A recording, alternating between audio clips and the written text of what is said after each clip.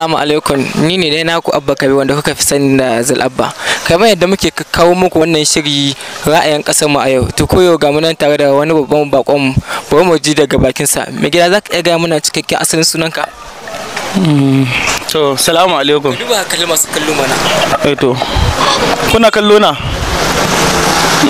Ni kuma na ga kalle ni? Zaka iya gaya mana cikakken sunanka? Sunana ko? To dai sunana ko? To da alama dai wannan bakon namu ya manta waye shi kuma ya manta mai sunansa. To da ratili kai tsaye za mu shiga ga abin da ya kawo mu. An ce an ba kowane ɗan Najeriya kwana 47 ya je ya kai kuɗin da ke gare sa banki saboda za a canza.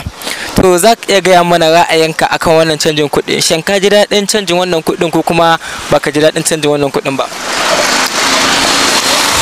To a gaskiya idan na faɗa maka na ce maka na ji daɗi na ma ƙarya. Domin canza kuɗin nan ba ma ni kaɗai ba, kowa ma sai ta shafa. To za ka iya gaya mana me dalilin ka, duk da dai magana da kai haka kowa sai ta shafa, amma kuma ka gaya masu kallo dalilin da yasa kuma kai wannan magana. A to dalili mafi akasarin mu waye kuɗin sa ne na halak. In ka bincika a ni dai kuɗi na dan kaga kasuwanci na tanan ne nake samun kuɗi na, to kaga kuɗi na kuma na halak ne, sai dai idan kai na kuɗin ne ba na halak. To ai saurare na ba kai ba, ai ba cewa ni gaba ɗaya kowa na haram na ba. Amma kuma kawai yadda kai magana ko kana nufin gaba ɗaya ne shi yasa. To kusan haka nan dai, tunda yanzu in ka bincika kamar ni ba a dai magana dan ba zan ce maka ga inda kuɗin ke fitowa ba. To yanzu kawai kai tsaye dai muna so ka ba mu ra'ayinka akan canjin kuɗin nan da aka yi. To gaskiya wanga canjin kuɗin da wanga shugaba namu kwankiro yake so ya yi gaskiya bai dace ba, domin zai taɓa ire-iren mu masu arzikin ɓoye da kuma 'yan uwa ne, kuma 'yan siyasa 'yan uwa ne.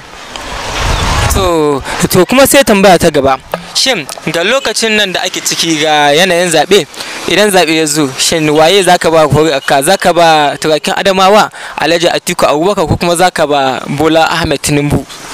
To ni dai kawai dai na san dan Najeriya nake, amma ni daban da katin zaɓe ta ma za a yin zaɓe wani. To alama tun da naga tun daga farko ka manta waye kai kuma ka manta sunanka, to kaga alamun kinan ma yanzu kuma ka ba mu magana cewa akan baka da katin zaɓe, alamun kinan ba dan ƙasa ke ba. To jama'a anan ne muka kawo ƙarshen wannan shiri, da alamun wannan bakon da baka ɗauko wannan mako ya kasa zuwa ko ina a cikin wannan shiri. Sai ni nan naku Zulabba wanda kuka fi sani da kuma Abba Kabir, anan muka kawo ƙarshen wannan shiri. Mun gode.